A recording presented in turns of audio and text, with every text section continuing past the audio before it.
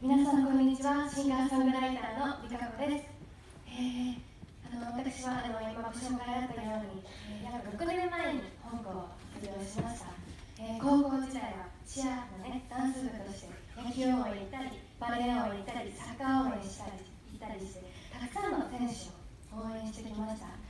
そんなたくさんの青春の思い出がある一度で、こういうふうに歌わせていただけることが本当に嬉しく思います。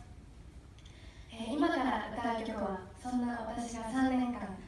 たくさんの選手を応援してきた応援にちなんだ曲をお届けしたいと思います。エールという曲です。